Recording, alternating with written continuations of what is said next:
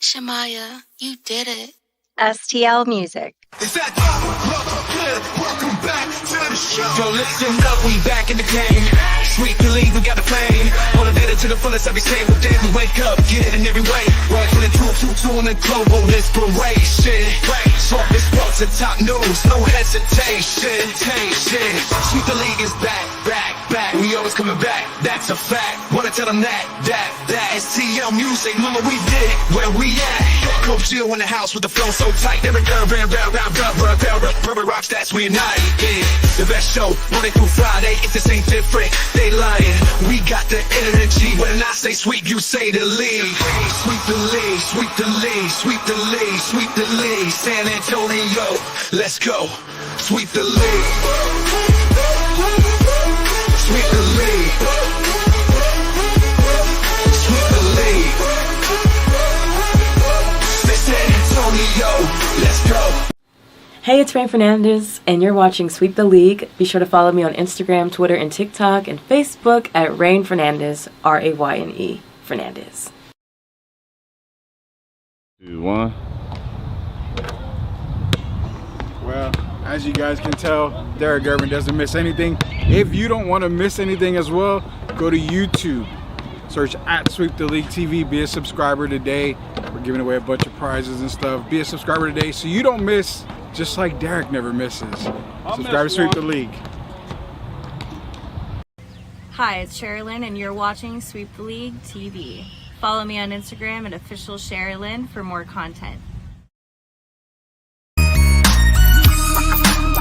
Hey, this is George Iceman Gervin, and you're listening to Sweep the League Radio.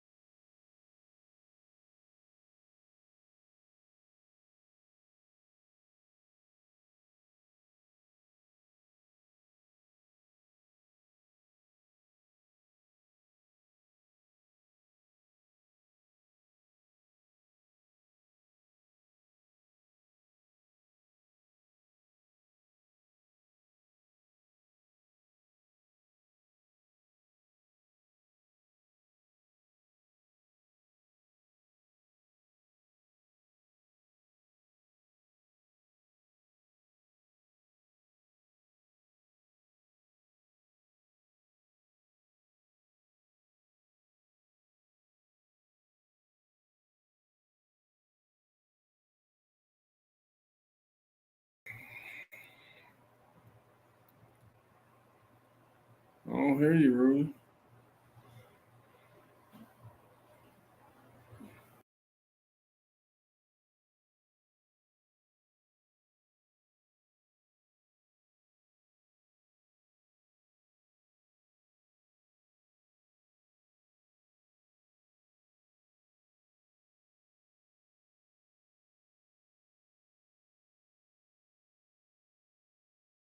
Okay. Can we hear each other now? Eric, can you hear me? I hear you, yes. All right. Sorry about that. I was on the entire time. Man, I went at 5-7 minutes in, so let's start this over again. Welcome to Sweep the League. It's Derek Griffin, Rudy Campos Jr. I guess my mic got messed up somewhere in there. I'm sorry for everybody. I just got to the comments late, so appreciate everybody joining us here on Sweep the League. So let's reiterate this. We're going to go over our rankings for the NFL tonight. Our friends over at Pro Football Talk. We're going to go over our NBA rankings from the score. We got our first edition of NBA rankings. Talking about the Spurs tonight. They're probably getting their next loss right now. They'll be 3-5 against Houston. They're losing. But I was also letting everybody know tomorrow night we've got a very special guest, Antoine the Judge Gobert. He is a Detroit, Michigan legend, and a lot of people don't know the name Antoine the Judge Gobert. He was a University of Michigan player. He was drafted in the 6th round by the Detroit Pistons hometown team. Didn't play professional NBA ball, but he did play, I believe, overseas. He did play some professional ball. I think the IBA, if I'm not mistaken, was one of the leagues that he was in, one of the first leagues.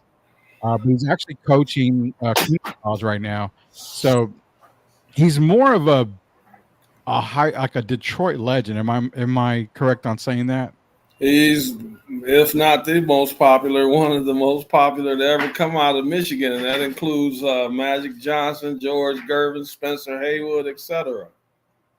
Yeah, so it's going to be a blast. Now, I always ask you, and I ask a couple of other guys too that we've talked to your basketball, but was he a part of the St. Cecilia fame? Yes, that as well, and Michigan Wolverines. Michigan over. Now, I was kind of taken back a little bit because I saw that one of his teammates in Michigan was Roy Tarpley. Rest in peace, Roy. Yes. Rest in peace, Roy. I know he had a tough time in the NBA, but Roy Tarpley was actually one of my favorite players growing up when he played with the Dallas Mavericks. I saw him play a couple of times, and just he had tough times. Man, stayed in the league, got banned in the league, but to my surprise, knowing that the Judge was actually a teammate of Roy Tarpley's, that's kind of crazy. Man, that's kind of like a small world type of me. But it's a lot of young people might not know who Roy is, but when you talk about rebounding, you're talking about the Wilt Chamberlains, the Dennis Rodmans, guys like that, Andre Drummond, who's a great rebounder, Dwight Howard. Roy was one of those guys. Get you 25 rebounds, 30 rebounds. Yeah, Roy, he was a hell of a rebounder, man. How good of a career do you think Roy would have had if he had been stable and stayed in the NBA? He wasn't a flashy offensive player, but he was a guy that could score. But he played really hard. I think his career, he would be one of the best power forwards to ever play the game because he was going to consistently give you 15 points, but he was going to consistently give you 20 rebounds. So I think Roy would have been one of the top power forwards that ever played the game. That says a lot, man. I really wish a lot of guys would remember Roy Tarpley. Didn't have a really big NBA career. Obviously, he was banned from the NBA. And it's one of those guys that you just had to really know about him. Luckily, I was able to see him play a couple times for the Dallas Mavericks. But shout out to Christopher Leha, man. MCS General Contract, as you can tell, got the MCS hat, the crystal clear black hat here for MCS General Contract. Hey, Chris. I got one for you. Oh, my man. All right. I got one for you. Don't worry. Right. Don't worry, man. We got you taken care of. MCS General Contracting, backed by Sweep the League, backed by everybody that uses them. They do it right the first time. Call them. It's going to be the only call you're going to make. Call them now. MCS General Contracting, proud sponsors of Sweep the League. Derek, it's going to be a fun show tomorrow. And I'm excited to talk to Antoine Gobert tomorrow. It's first time I've actually talked to him. I've known a little bit about him. You've talked to me about him a whole lot. So, well, we got a question here. So we got Michael Hair Jordan Hilliard in here. Can we speak on what happened to get banned? So Roy, Yeah, you want to talk on the Roy Tarpley as to Yeah, I why he played got against banned. Roy in high school, and thanks for writing, sending your question in, Michael Eric Jordan Hilliard, who I know is Turtle from George Gervin Academy. Roy had substance abuse problems, and so that kind of was his downfall in the NBA. He was suspended on a few different occasions, and at that time, he was a really good guy, but sometimes the other things happen, I'll say, in our lives, and sometimes we don't mature fast enough. But yeah, he was banned for substance abuse. Yeah, it was all substance abuse for Roy Tarpley. It just something that was hard to kick, man. For Roy, and ended up getting him banned in the NBA. So there's a lot of different guys that it's always the what ifs. I mean, you got Roy Tarpley and the what if. Everyone knows about Len Bias. That's a big what if. Then you go to injury plagued guys. Brandon Roy is another big what if he wasn't injured so much. I even think you can probably throw Grant Hill in there as well because he had a whole lot of injuries. My teammate Sam Bowie, who was drafted in front of Michael Jordan, perfect example. Yeah, that is a perfect example. Sam Bowie. I mean, could you even possibly throw Greg Oden in there? Yeah, I would throw Greg in there for sure. They had big expectations for Greg coming out of high school and then coming out of Ohio State, and he just didn't pan out, man. But he did have injury problems, and I got to be honest, I'm hoping that this doesn't happen to guys like Victor, because sometimes you got the taller guys, they have like problems with their legs. Yeah, and I'm hoping that Victor, so far he's been pretty much injury free. And I'm praying for him every day, man, because I want to see him go on and have a great career, and I don't want it to be interrupted by injuries. Yeah, we got another great question here. Thank you, appreciate Louisville for the first time, and Leha's in here. He's like, hey, where's mine? Yeah, he got you. Sure. We got you covered. I went to go meet with one of the bosses on our sponsors, so we got you covered there. I got your hat. Don't worry about that, man. Tim's here, Poodle Blue Devils. It's funny. I got to talk about the Blue Devils at least sometime today. If not today, during the week, we're going to mention them. Michael's in here. Grant Hill definitely got a question for you, Derek. We're going to throw this one to you here. Appreciate Louisville for the first time. He's in the chat here. Be sure to hit me up, Louisville for the first time commenting on here. From what I understand, we're going to hit you up. So we'll try to get you a prize here from Sweep the League. Great question. How good are the Cleveland Cavaliers, Derek? Are they legit this season? I think they're playing right now with 8-0. I just think, man, I don't know yet because there's still a lot of questions. My issue with Cleveland is come playoff time. Sometimes they've had trouble. Evan Mobley is playing a lot better this year right now. And the only biggest question I have is guys like Jared Allen. Yeah. We saw him pretty much disappear the last 2 years in the playoffs. But I can only go by right now and this year, and they look like a legit contender right now. Right now, I would have them as the second best team in the Eastern Conference, if not first. I might even have to put them ahead of Boston because the way Boston looked tonight, I know they didn't have Jaylen Brown, but still, Boston has been kind of suspect compared to what we're used to last year. So Cleveland right now, I have them in the top two teams in the East. Is it fair to Cleveland to say that a lot of their season depends on how healthy Jared Allen can be? Because he has been bitten by the injury bug. Health, but just being a little more active come playoff time. Because he's not a guy that's going to score a lot for you, but he has to be able to control that paint area defensively. As he's a really good rim protector during the regular season. He's not a guy that's going to give you a lot of points, but he does all the little things. He sets good screens and things like that. So for me, it depends on how far Jared and Evan Mobley can take them. If those guys can stay consistent, it makes them a very formidable team. Yeah, we're going to get into our NBA power rankings here in just a little bit. We do a lot of the power rankings on Wednesday, so we drop the Pro Football Talk power rankings for NFL. We go over that. We also now going to start dropping the power rankings from the Score this week. So it's basically week one NBA power rankings, see where we feel teams basically are, if we agree with them or not. Talking to Hall of Famer Derek Gervin, Rudy Campos Jr. Coach Joe should be back in later the week tomorrow. Antoine, the Judge, Joe Bear, Detroit high school legend, Detroit legend in general from Michigan. We're going to talk to him also about St. Cecilia, just getting another guy's perspective on the whole St. Cecilia gym games. I mean, the classics that you always hear about.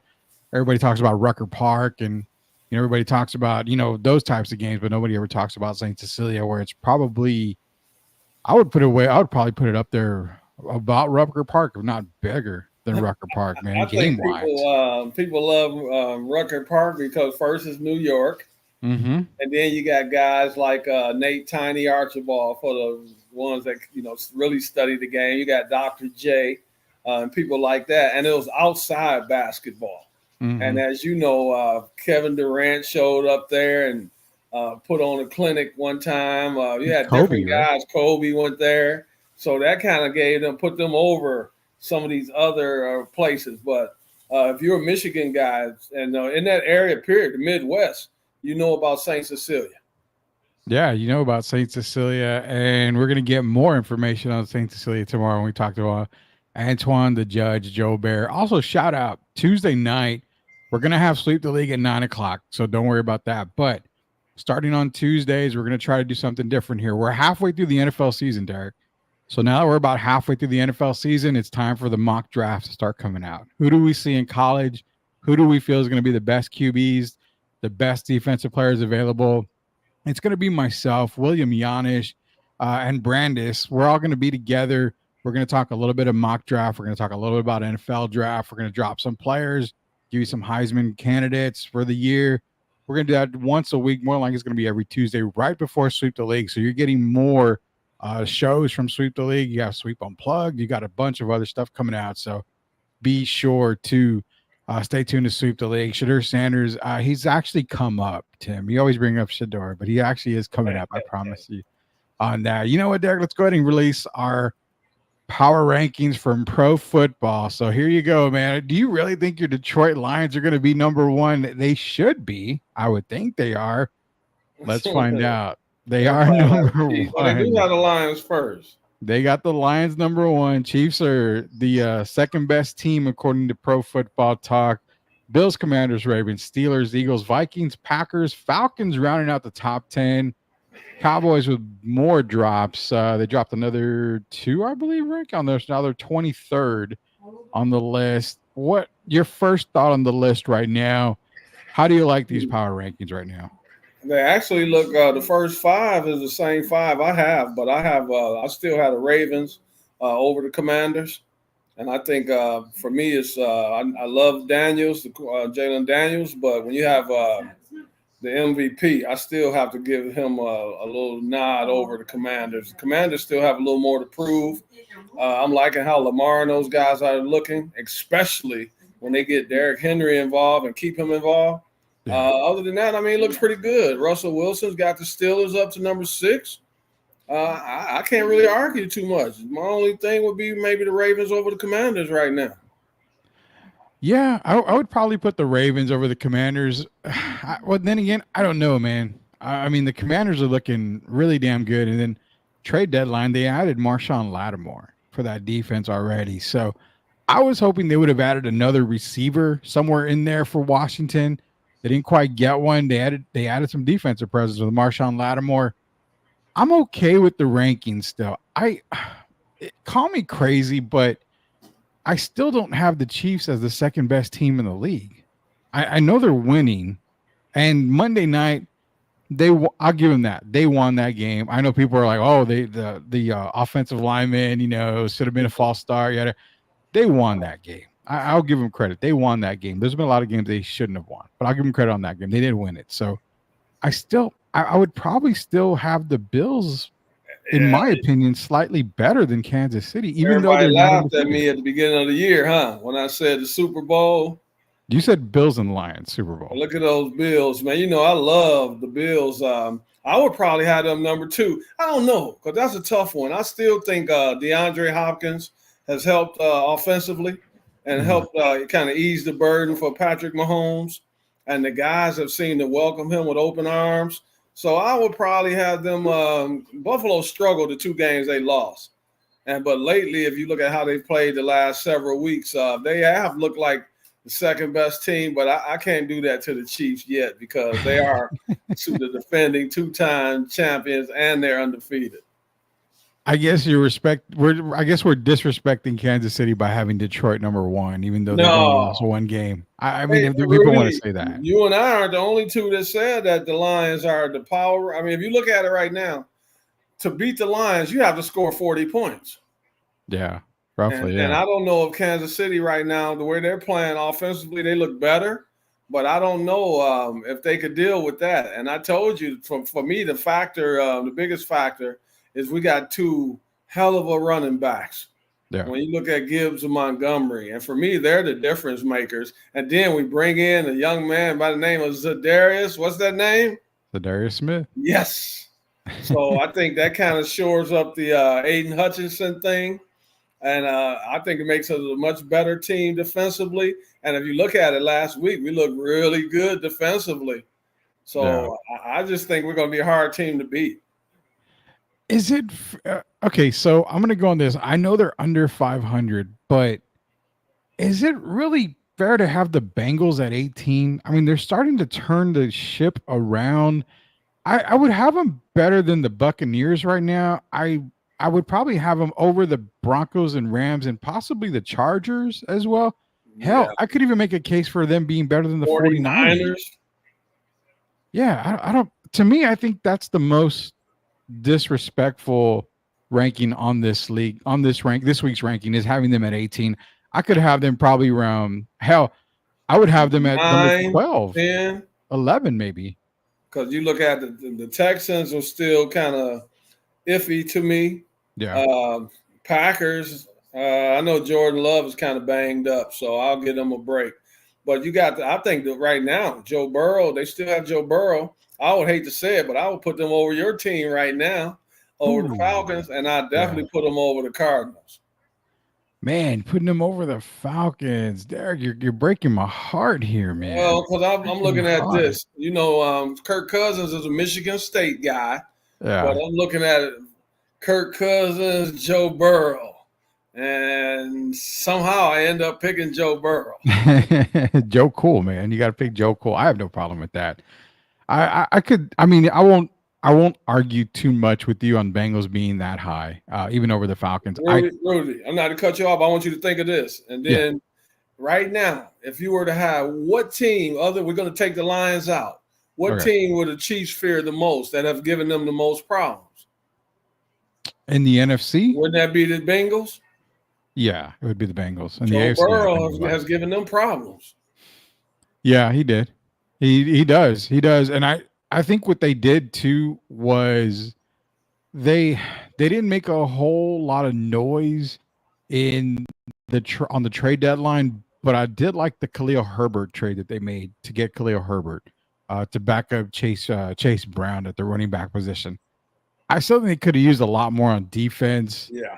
Didn't really get a whole lot more, but a lot of moves weren't really made. Mike Williams is a Steeler now. That benefits the Steelers a whole lot. Now you got somebody, in my opinion, that's legitimate across from George Pickens, giving Russell Wilson another weapon there. I like that move. I think ultimately, Derek, I think that puts the Steelers probably above the Ravens. If we're being I was just honest. going to say that because the Ravens aren't great defensively. If we want to be frank about it. They haven't been the last going on 2 years now. Yeah. So I couldn't argue that. Yeah, Louisville for the first time. Bills played terrible last week. They're banged up, and it will be a couple of weeks until they are healthy. Yeah, I can see probably that's the reason why they're at number 3. Kansas City came out Monday night and played terrible now. Well, was it terrible last week? I mean, no, because sometimes that's what being a champion is about, or headed towards being a champion. When you don't play your best football, but you still find ways to win. And that's people give Kansas City credit for that. So I can't diminish what they're doing and what the Bills are doing. If I give Kansas City credit, I also have to give it to the Bills. They find ways to win. Yeah, that's true. You know, for all argument's sakes, they played the Dolphins. Every year, the Dolphins play the Bills super tough. It's always a close game between the Bills and Dolphins. I don't know why, but it's one of those games. Or Bills, Patriots. Yeah, it's always one of those games. It was like it reminds me back in when the Spurs, back in what the 90s, Eric, when they would go to Phoenix or they would go to Utah. I would never watch the game because they were going to lose. I already knew they were They going to played lose. them back to back. Yeah, I One of mean, those games is going to end up being a loss. Yeah. it was always like, I'm going to go to bed. I'll wake up. If they win, sweet. But the chances of them winning usually were not very good. And it was always Utah. It was always Phoenix. It was always Sacramento. Or no, Golden State was another one. I hated watching the Golden State games. Watching Chris Mullin, Hardaway, and Mitch Richmond just go to town on the San Antonio Spurs back in the day. So, yeah, definitely. Tim's in here. He's got a quick question. Is there any way we can get a Detroit citizen or media person, Rob Parker, and ask them where do they rank Derek Gervin among the Detroit legends? Where would they rank you among Detroit legends? They don't rank me very high, and I think it was because I end up on only playing 2 years at Martin Luther King. But the people in Detroit rank me very high. So sometimes the media, and then I didn't play. Some guys played 4 years, 3-4 years. I played 2 years of high school, but I was first team both years, and I was all state. So I rank myself a little higher than some others. They say out of sight, out of mind. Yeah. And a lot of times people overlooked me because of who my brother is. And but if you were to ask Detroiters, they rank me up very high. We're gonna have to get Rob in here sometime, Rob Parker, to get those rankings out for us. And he says, yes, there was. They don't have a kicker at the moment. Some of their best players are hurt. So that is for the Buffalo Bills. Talking to Derek Gervin, with Derek Gervin here, Hall of Famer Rudy Campos Jr. Talking to NFL power rankings that usually come out yesterday. We're talking to him about Wednesday here. Tomorrow night, Antoine the Judge Jobert, Detroit, Michigan legend, played for the University of Michigan, drafted by the Detroit Pistons, had an overseas career, coaching some college, community college now. We're going to talk to him tomorrow about Detroit basketball. A couple of, guys that he's played with, Roy Tarpley being one of them at the University of Michigan, also the famed St. Cecilia's gym. So outside of that, Derek, I mean, ranking-wise, I'm pretty good. Can we just call it and say the Cowboys are probably – Can we erase probably and just say they're not going to make the playoffs? And Gio was right. Gio was the only guy that said they weren't making the playoffs on this whole panel. Hey, Rudy, I have them over the Colts and the Bears. I think that I would have the Cowboys over the Jets, the Colts, and the Bears, to be honest about it. I know they've been banged up. They've had some injuries. But a lot of times when I do my rankings, I do a team if they were to match up against each other. Yeah. And if the Cowboys were to match up against the Jets, I would take the Cowboys. If they were to match up against the Colts, I would take the Cowboys. If they were to match up against the Bears, I would take the Cowboys. I think they're healthy enough to deal with those three teams. Do you really think the Cowboys have a chance this weekend? I don't want you to make a pick yet. Don't make a pick, but they are going up against Philadelphia. It is in Jerry World, but I mean, their next 3 games, Eagles, Texans, Commanders. No Dak, man. We'll talk about that later, but I know we'll see what Cooper I don't know. We'll see what Cooper Rush can do. You see they've been showing Trey Lance on the sidelines. Yeah. So I don't want Cooper to get hurt. Cooper might be the answer right now, to be honest about it. Sometimes you need to change, and it might be one position. It could be the quarterback position. Cooper gets rid of the ball faster than Dak does. Dak has had a habit the last couple of years. I know he had a good year last year, finished second in the MVP voting. But you know it, Rudy. Sometimes he has the same problem as Shedeur, is holding the ball too long. Yeah. And that's been a big issue with him lately. Yeah, speaking of Shedeur Sanders, joined us on Tuesday night, right about 7:30. We're going to be talking to William Giannis and Brandis. We're going to be going over some Heisman candidates. We're also going over some NFL draft picks. The mock drafts are starting to come out halfway through the year already. So we're going to talk a lot about mock drafts. We'll even talk a little about the Cowboys. What would the Cowboys do? It's going to be coming about every Tuesday. We're going to add that additional show for you guys to get you ready for mock draft season. Now, I'll say this. Outside of that, I'm not gonna dislike the power rankings. If anything, Derek, I probably would have the Falcons and the Packers flip-flopped 9 and 10 if I'm being picky.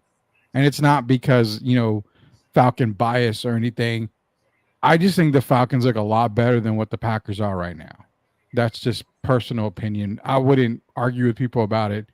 Texans aren't going to be really good until they get Nico Collins back, which should be very, very soon. The surprise is the Cardinals, man. I mean, we didn't expect the Cardinals to do anything this year, and they're still sticking there. I mean, they're still competing with everybody in the league right now. So, I mean, if I'm not mistaken, they're leading the division at 5-4 ahead of the Rams and the Niners. So, I didn't expect the Cardinals to be this good at all with Kyler Murray. There's no doubt about that. I'm surprised, but they have played well, and they've played really well like the last 3 or 4 weeks, and they look pretty good. And Kyler, as we know, Kyler can get out and if he's necessary, if he's not making that pass, he can get out and run that ball. They look like a good team. They look better than they've looked the last several years. So I can't argue with them being up there. I'm kind of surprised, but they've earned it. Yeah, they have earned it. Shout out to Pro Football Talk on their power rankings. We use them every single week for the power rankings until the next one comes out next week. We're going to let this one go. It's Hall of Famer Derek Irvin, Rudy Campos Jr. tomorrow, Antoine the Judge, Joe Bear joining us. We also have Tuesday night, we're going to have our new mock draft show coming out before Sweep the League. So it's coverage, wall-to-wall, coast-to-coast coverage, sport to sport, everything you guys can want. Just join the network. How do you join the network? You go to YouTube. You search Sweep the League TV, you subscribe there, you hit that notification button. Derek, we're up to 1,180 subscribers. We're just continuing to just add subscribers after subscribers. Yeah. So appreciate you guys up there. Watch the videos as well. The more watch time we have, the better all this gets. We've got a lot of prizes going out still. I mentioned it last night. I mentioned it again. If you leave a comment, whether it be on a short, a video, a pre-recorded video, Sweep Unplugged, we're going through all the comments. We're replying to your comments. When we reply to your comments, we drop an email. All you got to do is email us back. We're getting contact with you. Boom, you're a winner. You're a prize winner just for interacting with us. We've contacted 10 people. Haven't got anybody contact us back yet, so be sure to check your replies on your comments because we're trying to give away a bunch of stuff. Bunch of autographs, giving away gift cards, giving away some cold hard cash too. So be sure to check your replies. It's going to be, when we get back, Derek, it's going to be NBA talk, power rankings. I even see people giving up on the Spurs season after 8 games already. They're already giving up. I'm going to see if you can try to talk a lot of these people off the ledge here. So when we get back, we'll talk some NBA with Derek Irvin, Rudy Campos Jr. We'll be back. Are you looking for a contracting company that gets the job done right the first time? Look no further than MCS General Contracting. MCS specializes in top quality concrete work, including patios, driveways, foundations, and swimming pools. The team of experts are dedicated to delivering exceptional results and unparalleled customer satisfaction. At MCS General Contracting, they're not just hardworking, they're local. Based in San Antonio, they are committed to building relationships and trust within the community. That's why MCS guarantees your satisfaction. They pride themselves on getting the job done right the first time, every time. So why wait? Contract MCS General Contracting today to schedule your project and experience the difference for yourself. MCS General Contracting. Building a better San Antonio, one project at a time. Proud sponsors of Sweep the League. Do you love sports? Are you a current or former athlete? Or maybe you're a leader in business with a passion for success? Then we want to talk to you. Join us as a guest on Sweep Unplugged. It's our 15-minute segment where we dive into inspiring stories from the world of sports and business. All you have to do is visit podmatch.com/sweeptheleaguetv and send us a message. Thanks to Podmatch, connecting has never been easier, and it's a fantastic way to grow your network. We're looking forward to having you on the show. Contact us today, and let's get you on Sweep Unplugged.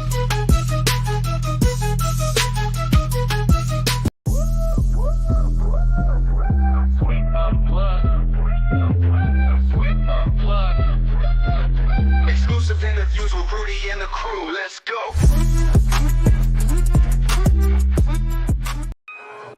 we build a legacy. Yeah, they know the name. STL Music, it's a movement, not just a claim. Loyalty, respect, that's the code we honor. In the face of adversity, we stand stronger. We build a legacy. Yeah, they know the name. STL Music, it's a movement, not just a claim. Loyalty, respect, that's the code we honor. In the face of adversity, we stand stronger.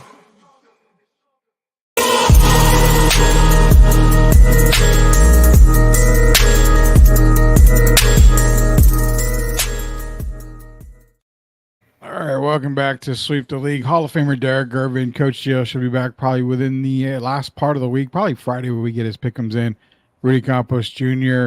Again, Sweep Unplugged, brand new podcast coming out, 3 or 4 episodes already into that. So basically, it's us unplugging from regular Sweep the League and plugging into life in general. We're bringing you authors of books. It's part of Iron Refocus. So you just had an interview with WWE NXT stars. We are bringing you Carl Darden from ArmyNationTalk.com. A lot of stuff going on. So we're bringing a whole bunch of more podcasts to you guys out there. That's Sweep Unplugged. Shout out to Best Boys Podcast. Also, shout out to Lean Left, Lean Right. Just a bunch of stuff coming out. It's going to be a network. We're going to have a 24-hour network here pretty soon before you know it. So be on the lookout here. It's going to be Sweep from coast to coast here. Derek, power rankings are out. Before we get into talking about the Spurs and getting people off the ledge, newest power rankings from the Score coming out. Oklahoma City is number 1, Boston 2, Cleveland 3, Phoenix 4, Golden State 5. The Mavericks at 6, Knicks 7, Lakers 8, Memphis 9, and Minnesota rounds out the top 10. Where do you think those rankings are right now? Do you kind of agree with those right now? I don't agree with Phoenix being over Golden State for one. There's just something about Phoenix when they match up against Golden State. They don't usually have an answer for Steph Curry. Yeah. And if you look at it right now, Buddy Hield has been playing really well as a replacement for Klay Thompson. Mm-hmm. I think they're a little deeper than Phoenix. So, yeah, that would probably be something I would change. I would have the Warriors would be my number 4 team instead of Phoenix Suns. Would you happen to move Cleveland above Boston right now? Yeah, boy, that's a tough one. Yes, right now I would because they've been very consistent. Donovan Mitchell hit I think his first game-winning basket the other night. The guy's had a remarkable career, but he hasn't hit a lot of game winners. They look like a team that's playing well. Darius Garland seems to be happy. I don't know if he was so happy at the end of last season. There was trade talk that maybe he wanted to be moved if Donovan came back, but they all seem to be playing in sync right now. So, yeah, I would probably have Cleveland over Boston right now. And then you add in tonight's game, which I think Boston gave away to Golden State. Yeah, I would have Cleveland number 2 right now. Definitely, nobody can argue the fact that Oklahoma City's number 1. And it's terrible in a way because they still don't have Hardenstein back. Like, they don't have him yet. And that's kind of the scary part. Adding him, some people say it's going to mess up the chemistry when they bring Hardenstein in. And I don't know if that's going to be a problem. I think it's still going to be fine. But legitimately, the Oklahoma City Thunder, can we say are leaps and bounds above the league right now? I think so. About a week ago or 2 weeks ago, I said them and Boston were head and shoulders above. But Oklahoma City, when their biggest problem could be when you have too many guys, Rudy.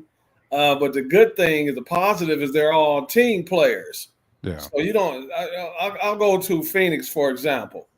I still think Bradley Beal, believes he's an all-star.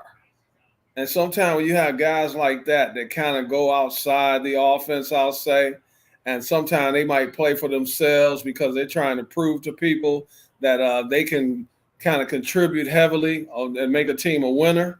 That can upset the chemistry. But when you bring in a guy like Isaiah Hardenstein and Alex Caruso, with the group that's already team-oriented, I don't think that can mess up the chemistry. Hardenstein will come in and it'll make them even tougher because you can put him right at the center spot, and you can put Chet where I think he belongs in the first place, is at the power forward spot. And, man, they're going to be there all year. They're going to be a hard team to deal with. And they're so deep. They could play 11 or 12 guys. You're going over 6, 7, 8, 9, 10. I know the Mavericks and the Knicks are probably lower than what we're going to expect to see them towards the end of the year. I think they're going to be within the top 5 at the end of the year. So, again, beginning of the year, it's not any surprises right there. But the Lakers at 8, it seems that you've been mentioning, and I've agreed with you 100% on that. You know, when LeBron is trying to do too much, that's when you see them falter. Is it ever going to get through his head that it's got to go through AD? It can't be LeBron time anymore. And that and JJ has to be, I hate to say, JJ's gotta let him hang and make sure to put LeBron in place, knowing that, you know, we got to do more than just this. You want LeBron well rested come playoff time, because people can try to ignore it all they want, but 40 years old is 40 years old when you're talking about NBA. So you kind of want to preserve LeBron. So you got to take some of the load off of him. And you got Anthony Davis, you got Austin Reeves, you got Hachimura, you got some offensive players, D'Angelo Russell. Now you got the rookie Dalton Connect. Yeah. So they got guys that can carry the load. And I think LeBron is better at this point. I honestly see LeBron as the guy he still can get 20. But I like better when he plays and he gets the 20 points, the 8, 9 rebounds, and the 10, 11 assists. If he plays that way, I prefer that better than him trying to get to 28 to 30 points. I think that hurts them with the lineup, the unit that they have now. But if he was to just play consistently, 20 points, 8, 9 rebounds, 7, 8, 9 assists, I think that makes the Lakers a much better team. Yeah, Memphis right here at 4-4. I have no doubt Memphis is going to be bouncing back later on. I do. You see me. I'm sorry to interrupt, but I have to ask you. Did you see that move that Ja Morant made? When he acted like he was going to dunk it. Yes. He did a 360 and laid it up with the left hand. Yes. Player of the year for me so far. And it's going to be hard to beat. Man, that was absolutely scintillating, fantastic. I saw it. Oh, man. I said, Ja is back. I mean, just fantastic. One of the best moves that you could ever see. Do you think the 4-4 record is just basically a starting point for Memphis, because Ja's just coming back, Desmond Bane's just, you know, getting his feet wet again. You have the addition of Zach Edey, Jay Huff. You know, I mean, you got a lot of guys that are just starting to gel again. And then incorporating Zach Edey. And Edey, if you look at Edey the last few games, he's becoming a very big part of that offense. Yeah. And so he's getting, I think the last game he had some Hakeem Olajuwon stats. For like 25 points or something, double-figure rebounds, and he did it on 90% shooting. Yeah. So, that makes them a better team. Jaren looks more relaxed. Jaren Jackson Jr. Playing his natural role. I think as the season gets, they're only going to play better as the season goes on. So I would have them over teams like the Lakers. I just think they'll be a better team. And what's going on with Marcus Smart? I don't know, man. That's a good question. I'm not too sure. I'm just trying to figure out, because they need him. To me, he's kind of that guy that you need to be the glue. And when you put him in, and you got him and Desmond Bane and Ja Morant, the only other team that has anything even similar to that in my mind is when you look at Boston with Derek White, Drew Holiday, and now Peyton Pritchard. Yeah. So I think Memphis is going to continue to get better. It's going to be a while, because Smart, I think, is out with an ankle injury. So he's considered week to week right now. So I think once he gets back, it's weird. It's kind of what we said about Memphis. Memphis is going to be that team where you're seeing them on high, then you're seeing them low. They're going to go up and down for a little bit, but come All-Star break, probably top 5 team in the West. They should have gelled by then. You're looking at everybody just back into form. Ja's in form right now, but he's just going to continue to get better as the year goes.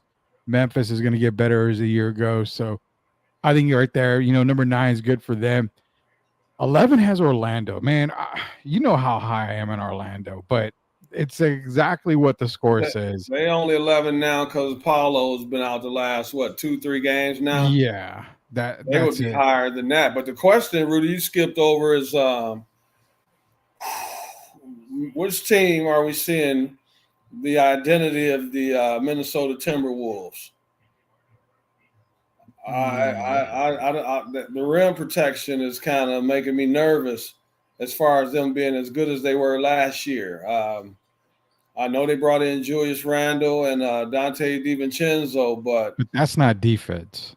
No, they're struggling around that basket defensively. And Julius is a guy that's never been known as a lockdown defender. And then sometime, his offense has been up and down. But for me, they're the surprise team of the year so far because going into the season, I had them unquestionably top 3 in the Western Conference. And right now, man, I'm watching them. They don't look great at all. Do you think they make a trade at the trade deadline? Because they really can't go out and get another defender. At least not on the front court. They can't. Well, I don't think there's anybody out there. I was hoping that Naz Reid was going to make up just the length of Karl Anthony Towns. Yeah. Change some things for them. They altered some shots. But if you look at them now, remember they had those 2 guys you had to go through. You had to go through Karl Anthony to get to Rudy Gobert at the basket. And if you look at it now, what's his name? Mr. Christian Brown? Yeah.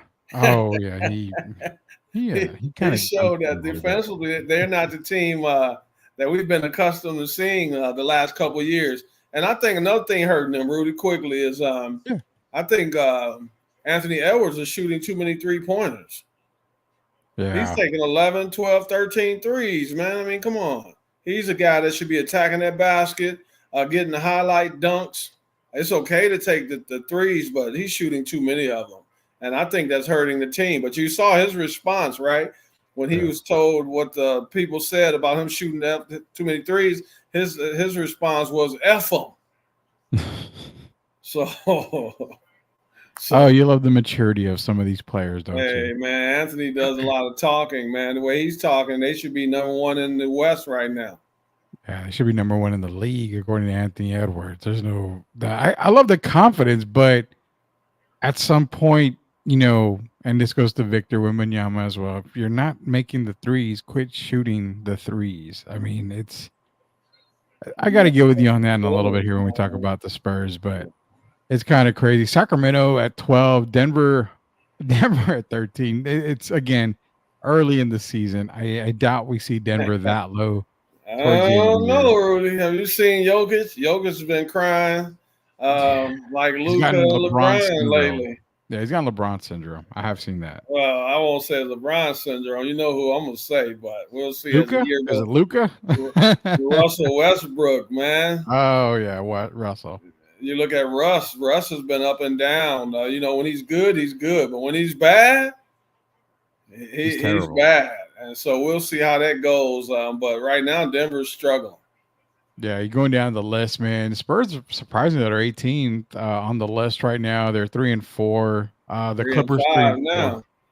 Yeah, they're down even bigger now. One of the worst teams in the league that we've seen constantly is the Detroit Pistons, but they're steadily at 3-5, man. And they're improving there. Can we say well, I wish you'd have said that yesterday because they lost tonight on the alley-oop dunk by Brandon Miller at the buzzer, basically. Oh, yeah. I got the highlight on my phone when it came to that game. I was like, oh, God, that did not happen, did it? But again, it's a team lacking. Do you think it's not even a superstar, a star veteran, just lacking a star veteran that would make this team go to the next level? Yeah, Tobias, well, we know he's not a star, but I was hoping that Tobias was that missing piece. Yeah. But I think they're going to continue to be competitive throughout the year. And I still like the additions of Tim Hardaway Jr. and Malik Beasley. So I'm not going to count them out yet. I've heard people say they don't defend. But to me, they play very hard. Oh, And yeah. then you got Jaden Ivey is becoming a much better player. Cade is being more consistent. Even the rookie, Ron Holland's not looking too bad. So I think they're going to upset a lot of teams. I actually, this between you and I can tell the people on air, I got a guy who used to be the mayor of Windcrest here in Texas. Well, you know Windcrest in San Antonio, basically. He told me if the Pistons go to the playoffs, him and I are flying to Detroit.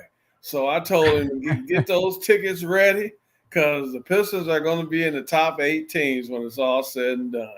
Well, they are number 11 now, and basically they're tied for 7th. You know, they're a game and a half out of the 7th spot. So I know it's real early, but I don't know, man. I'm kind of looking at Detroit and saying that the possibility's there. It really is there. Shout out to special evening gentleman. JC's in here. Thank you for joining us, man. Appreciate you joining us here on Sweep the League, brother. Derek, people are going to gripe about this, but we knew how bad Philadelphia was without Joel Embiid. Now he's getting suspended for 3 games. A lot of people said you wanted to punish Joel, you should make him play back-to-back games, but they're not going to do that. So he's going to be sitting out 3 games. Philadelphia it's terrible, but the Milwaukee Bucks, which I remember telling Gio, I said when they traded Drew Holiday and they got Dame, they became a terrible team. They are not 1-6 terrible. There's no possible way. If they in the first 10 games can't win 2 or 3 games, it's got to be about time to start talking about Giannis. It has to be. But you notice how quiet people have been on Doc Rivers? Oh, very, very. I believe since Doc has been with them, what are they like 18-26 or 18-27? Yeah. I don't understand it. First of all, you go from Mike Budenholzer. I still don't never understand that move. I know that I heard he had some personal things going on in his life, but I don't remember him asking for them to let him step back and not coach. So I think Giannis has something to do with him being moved. And then you bring in Adrian Griffin, and they go 30-13. They were playing fantastic, and then you fire Adrian Griffin, and it hasn't been the same since. They brought in Doc Rivers, him and Dame together. It just hasn't worked. I remember this, though, Rudy. I'm hoping that we don't ever start hearing any gripes about Giannis moving. Well, not from Giannis, at least, because Giannis is one of those guys that kind of made some comments about guys like Kevin Durant moving around, guys like LeBron moving around. So now it's time for Giannis to suck it up and try to make his team a lot more competitive than they've been lately. It's not just Chris Middleton. It hasn't worked out right now. Taurean Prince is there. Gary Trent Jr. is there.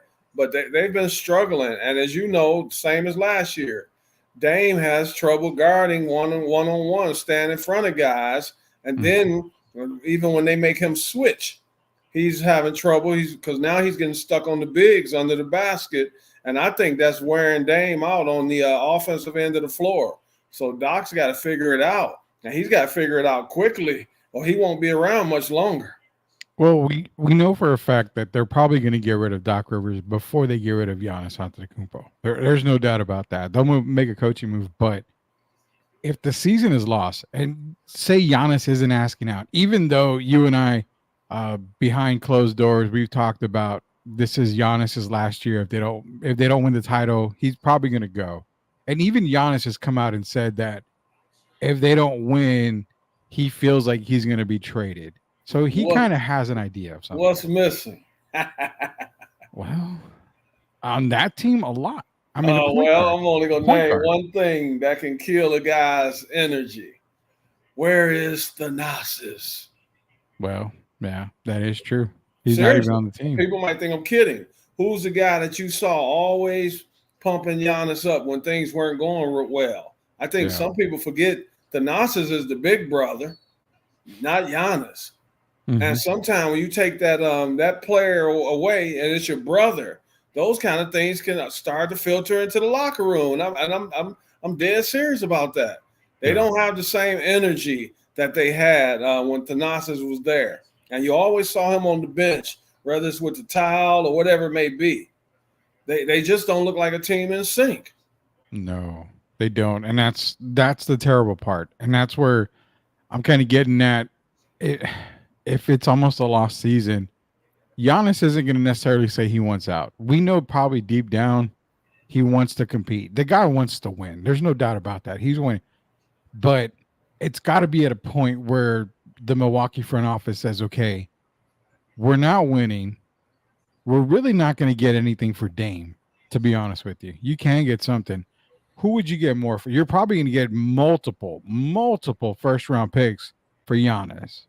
So do you start the rebuild process if this season is lost? I mean, I'm going to be real, man. And I love these guys. You know, Taurean Prince is there. But what other players outside of Dame, Giannis, Middleton's always injured? None. Exactly. There's none.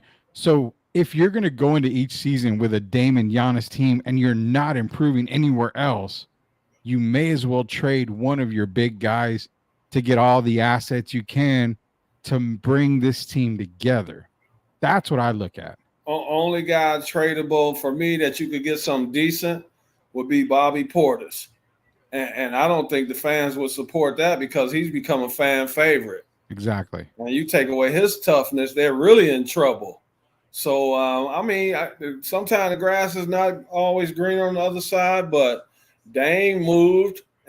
And just like Dame moved, I wouldn't rule it out for Giannis because I already told you last year that if they struggled again, people thought I was crazy. But I told you I could see him in Golden State. Yeah. I've seen him. I've seen the Knicks being mentioned. There's a couple teams that have been mentioned.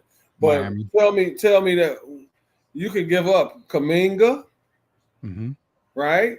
Yeah. You can throw in a Moses Moody.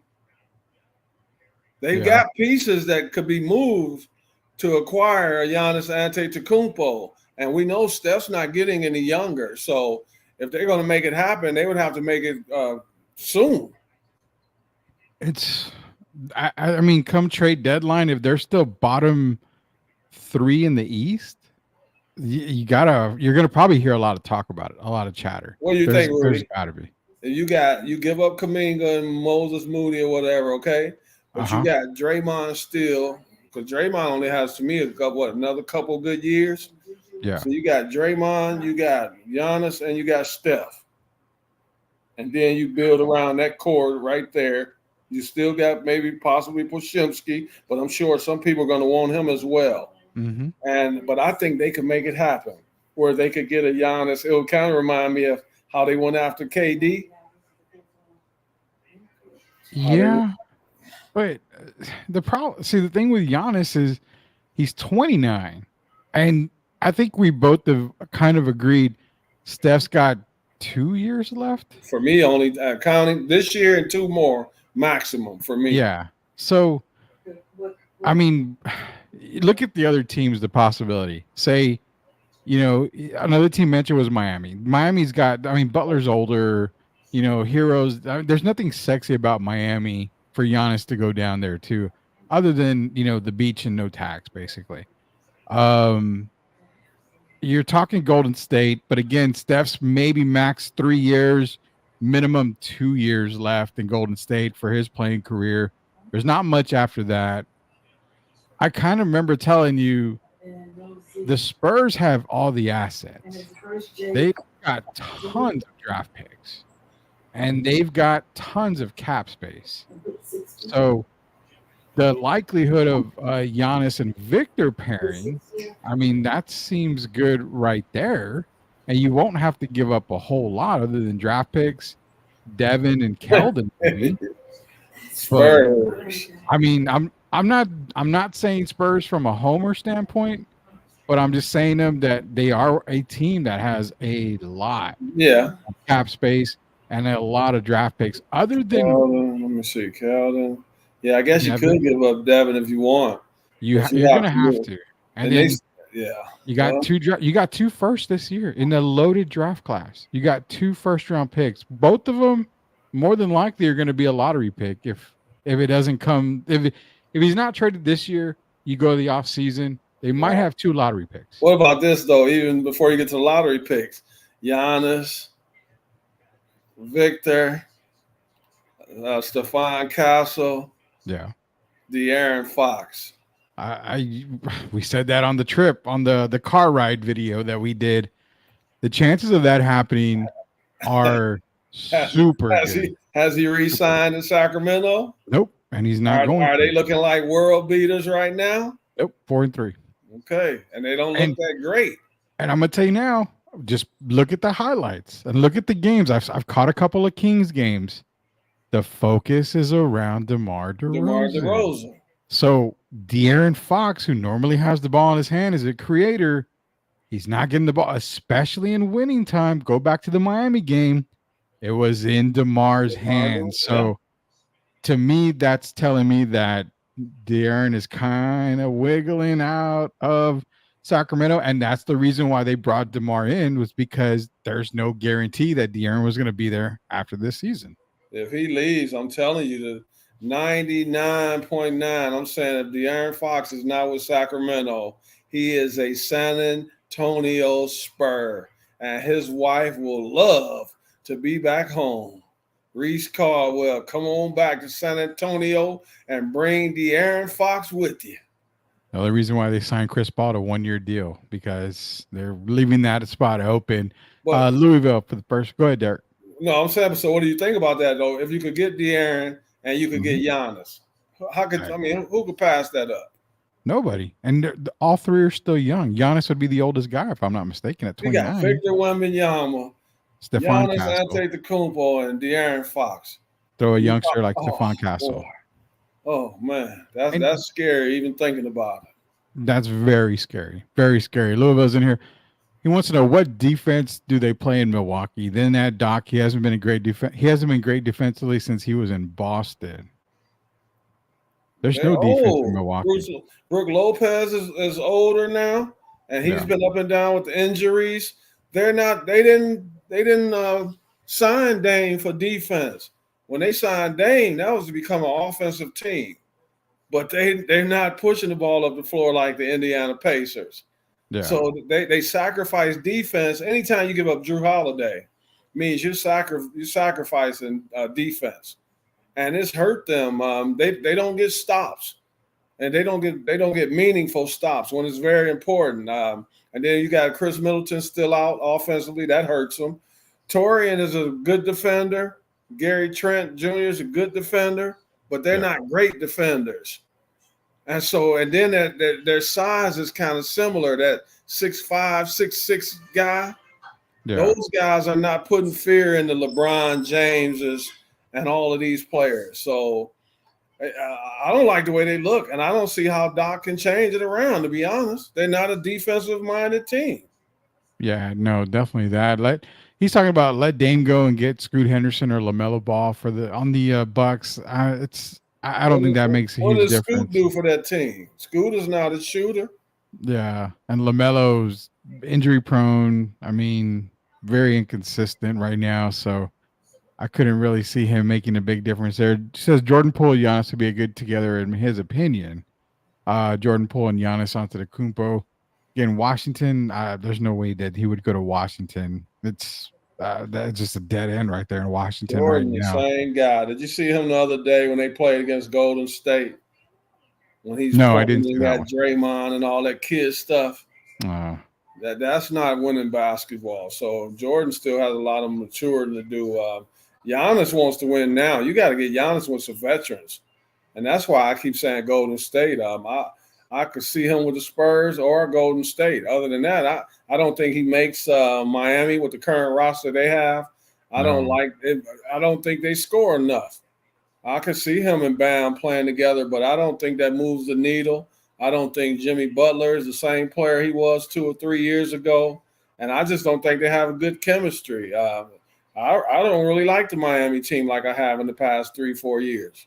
Yeah, neither do I. I don't really like that Miami team at all. But one team you can kind of keep in mind, because they've kind of been rumored for a lot of these big names. What are the chances that he might look at Houston? Houston has some assets, and Houston has a couple of picks. And I mean, not a bad team. They've got, Fred VanVleet's there. You're talking about Dylan Brooks, so you got some veterans there. You're probably only going to have to really give up maybe Jabari Smith, Jalen Green, but you won't have to give up a Sengun. So, I mean, I think Houston could be one of those under the table teams that could possibly inquire about Giannis. So keep that in mind. Yeah. Tim Gonzalez, Wemby, Giannis, Flag, Castle Fox. That's a little too much right there. I don't know. It's Cooper. What about I don't know if some of these people have heard, like Tim. I don't know if they're very familiar with Ace Bailey. Oh God, I'm trying to tell people about Ace Bailey and Dylan Harper being 1-2 in the draft. I don't have Cooper Flag as the number 1 pick next year. I really do not. I mean, no disrespect at all when it comes to the Duke Blue Devils and Cooper Flag. I do not have him number 1. And as a matter of fact, Derek, I'm just going to go off on the limb here before we go on here. I don't even know if Cooper Flag is probably going to be their best player on the entire season. They got that kid. What's the guy? Hit all the threes the other night. Yeah, Con Knipple. Yeah, I saw him play, and I've heard a little bit about him. Before he got to Duke, I didn't know how good he really was, and seeing him play, holy cow, man! This kid can play. He's raised his stock already. In one game, I think he finished with 22 points, but the shooting gets you. He gets to the basket. He plays so. It's like the game completely slows down for him, and can't believe I'm talking good about a Duke Blue Devil player, but I have to do my due diligence here. But I really think at the end of the year, Knipple's probably going to be the best player for Duke. He's pretty mature. Yeah, I mean, he really is. Yeah, he's not a guy that's going to be a flash in the pan. We're talking about him today, and then all of a sudden he disappears off the radar this season. I only think he's going to continue to get better. Yeah, he's going to get really good. So I would keep him on your radar. I think he stays 2 years. I don't think he's going to come unless he has a brilliant year this year. I don't think he comes out of the NCAA this year, but you never know. He probably could. JC's in here. Love the family impact inclusion on the analysis. Important role that plays in our lives, brothers and wives, immeasurable impact. So yeah, the Thanasis move for the Milwaukee Bucks could be haunting them with Giannis. And hey, man, if you come to San Antonio, they got a few roster spots they can give up. Hey, Rudy, I'm going to tell Jay, and I'm glad JC has a good point. Yeah. If you look at it in Denver, Jokic is not the same when his two brothers are not around. Tell me I'm wrong. You're not wrong. He's so used to his brothers being in the stands, and they fight for him. And I mean, literally and figuratively. They ready to go at it when it comes to their brother. But, a lot of times that matters. Ja's dad was on the bench or was behind the bench a lot of times. Yeah. And if you look at Brunson right now, his dad's on the bench for the Knicks. It matters, man. These guys, sometimes you need that guy that's going that extra push, that person that makes you feel comfortable. And so when I said Thanasis, I really meant that. Giannis has not shown the same fire that he's shown in the past. And believe me, it bothers him not having his brother on the roster. Yeah. Yeah, I definitely can see that. And it's making a difference. I mean, 1-6, Derek, there's no reason why that team should be 1-6 right now. I mean, I understand struggles, but that kind of struggle with a former MVP and actually a MVP candidate year in, year out, a sharpshooter like Dame Lillard, there's no reason they should be 1-6 to start. And isn't it 6 losses in a row? Yeah, 6 losses in a row. There's no reason why that team should be 1-6 right now to start the NBA season. Tim is saying Khan is a late first-round pick. If he continues to play the way he's playing, he's a lottery pick. Yeah. Because what is the NBA? They need shooters, and he's a hell of a shooter. He can get to the basket. Am I wrong before we go, Derek? He looks a lot similar to where we saw Dalton Connect. Very methodical scorer, gets to the basket, plays the game really slow, allows it to come to him. Very smart. I'm watching Dalton Connect part 2, but I think he's probably a little bit better than Dalton because at least with Khan, he can get to the basket and he can make a play at the rim. Dalton has trouble. Dalton's a shooter, but he has trouble getting to the rim and finishing. What I saw in Khan that first game, I don't know. He's got a pretty good package right there to work with. He looks like a keeper, man. And, they're going to have a tough team this year. But to me, going into the regular season for me, and I know they just started playing, he will be their main player for me. And then it will be Cooper and the other guys. Cooper had a really good game as well. I have to give him credit. But he had like 18 points, about 6 rebounds or something like that, 6, 7 assists. So he played well. But, yeah, Khan right now, he looks like a guy that potentially be a top 10 pick. Yeah, from what I can tell, if he continues this type of play, top 10. I mean, definitely lottery. I wouldn't say outside the lottery. He would definitely be a lottery pick, probably top 10. His stock's going to just improve if he continues to play the way that he did. So just a reminder, guys, tomorrow night, Antoine the Judge, Joe Bear is going to be joining us here.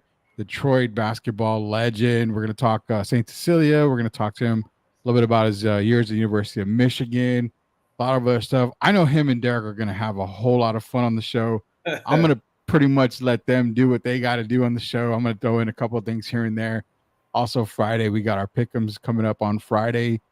Didn't do too good this past weekend, Derek, but, I had some upsets that I took on there, and I think you had some upsets that didn't come through for you. We both tied. We were both 9-6. I had trouble sleeping that night. I will admit to everybody, all the listeners, that I did get a text message from Derek pretty late, like, Lee, how did I go 9-6? Oh, man, I'm telling you, I had trouble sleeping, man. The games that you lost, I had some of them winning. The ones that I lost, you had them winning. So we both went 9-6. And like I said, the NFL games were actually a little bit better for me. The Falcons came through. I think I had the Falcons. You had the Cowboys. I had the Commanders. You had the Giants. I only had the Cowboys playing the odds. I'm saying, at some point, they got to surprise everybody and win a big one. And then before the game, of course, they had some more issues. They just continue to have issues, man. But Rudy, tell me this: what's easier? What do you think is easier to pick? Is it the college or the NFL? NFL. NFL. I agree. Well, I take it back. College, yes, it's a lot easier in a sense of the ranked teams are probably going to win, but it always comes back to those A&M South Carolina. They're playing in South Carolina. South Carolina always plays tough in South Carolina. It's a night game. It's this, it's that. There's always a lot of factors. I think the NFL is easier to pick only because you put it this way. The pro game is easier to study and kind of get a feel for it than the college game. Because college game, it's just, it's like the NCAA March Madness. Anything can happen. And it's so up and down in the college game. Man. I mean, you watch one game, you like it changes within 3 minutes. Yeah. And sometimes a team like Vanderbilt, you don't know what you're going to get that night. And they can mess up. I know the people that gamble mess up your parlay or whatever that means. I don't even know what that means. But I've heard a lot of people say, they messed up my parlay. And one day I'm going to have you explain to me what this parlay means. Well, you got to get Gio. Gio's the gambler, so we got to get him on there. Parlay is like picking multiple teams, getting them all right. That week you went 13-0, that would have been a massive payday. I will tell you that much. So that would have been a huge payday right there. But yeah, definitely, I would say college is tougher only because you never know what you're going to get, man. It's so tough. So we're going to get our pick'ems on Friday. We've got a bunch. Man, the games this weekend are going to be good in college football. You got Indiana, I think, going up against Michigan this week. So that's going to be one game that we're going to have to sit down and really think about, because even though Indiana's undefeated, you never know what Michigan team you're going to get. Even though they're struggling, it's that one game that they just decide, oh, we're going to play good now, and they upset Indiana. So we'll get all the games this weekend.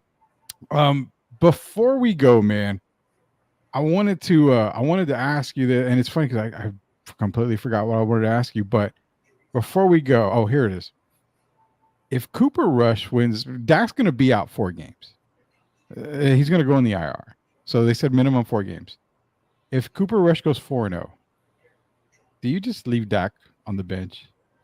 4-0? If Cooper wins 4-0, if he goes 4-0. That sounds more. Well, no. I'm saying if he goes 4-0, even 3-1 or 4-0. If it's 4-0, Dak, we just want you to get healthy for next season.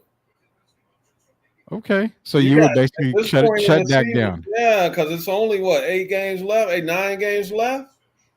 Yeah, 9 games left. No, it's aren't they 3-5? Yeah, about 8 games left. 8 games They're left. 3-5, right?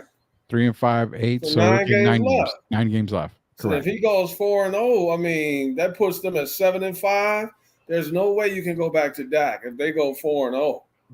But Jerry's pride is going to take over, Derek, and he's going to force the hand to play Dak. Oh, I thought you meant as far as winning. So if Jerry wants to do the Jerry thing, then you go back to Dak. But if Cooper looks impressive, and we've been through this before, where I thought Cooper played pretty well in Dak's absence.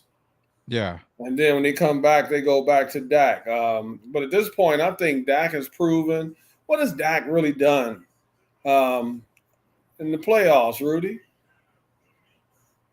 Not win, that's for sure. So, I mean, what do you have to lose? But right now, you got to go with the guy that's getting it done. You've seen several changes. They went to Flacco from Anthony Richardson. There's been changes, and Derek Carr was sat down. If you're really trying to get in the playoffs and do well, then you got to go with the guy who's doing it right then at that time. And if Cooper Rush goes 4-0, to me, it's not even a debate. You go with Cooper Rush. You ride that wave. Well, then if they do that, then Jerry cares about winning finally. Because if they go 4-0 and he brings Dak back in, they don't care about winning. And that's Jerry's not aging backwards either, man. So that might be a good thing for Cowboy fans. You better go ahead. Do you think it's a realistic chance that they could do well on this break? While Dak is out? If you want my honest opinion, which I know you do, I know. I think they play better, but they're not going to win. The Cowboys' problem, it's not just the quarterback. It's a lot of different things. So making a change at quarterback, it's going to help, but it doesn't put them over the hump. They're still going to struggle, I think. It's not going to help them defensively against the run. Can't argue that, yeah. Yeah. So when we come back on tomorrow, it's going to be Antoine, the Judge Jobert. We'll have him for a while. If not the host show, we'll have more talk about the NFL, NCAA. Friday is going to be Pick'em week, so get ready for that. But until we get back, man, it's going to be fun. Enjoy the NBA. Got college games tomorrow. College basketball started. It's just everything except baseball's going on right now. So everybody enjoy sports while we have it. For Hall of Famer Derek Gervin, Rudy Campos Jr., until we sweep the league again tomorrow, we'll see you later, Knuckleheads. Everybody have a good night. Stay safe.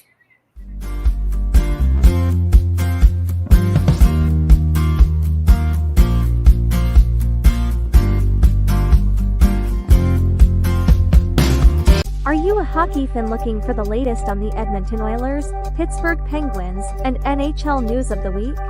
Barry and Carson Best bring it all to you on the Best Boys Center Ice podcast. They break down games, provide insider updates, and keep you up to speed every week. Don't miss out. Subscribe now and join their hockey family. Welcome to the Lean Left, Lean Right podcast, where spirited debates and open discussions reign supreme. Join hosts Rudy and Shemaya as they dive headfirst into the hottest topics in politics and beyond. They're all about seeking common ground without losing their passion for their perspectives. If you're ready for real talk and honest opinions, subscribe now and join the conversation. For the ones who doubted, now we showing the proof. Came from the struggle, we live in the truth.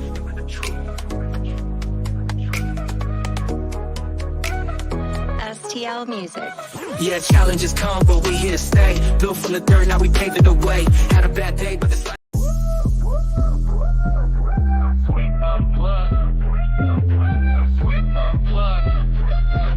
exclusive interviews with Rudy and the crew. Let's go. Yeah, Prescott Cologne for those nights when you don't want to score, just go night night. But we them boys are still America's team. Close your eyes and make a wish and spray some INT. INT signature, yeah, yeah, yeah, yeah. We got that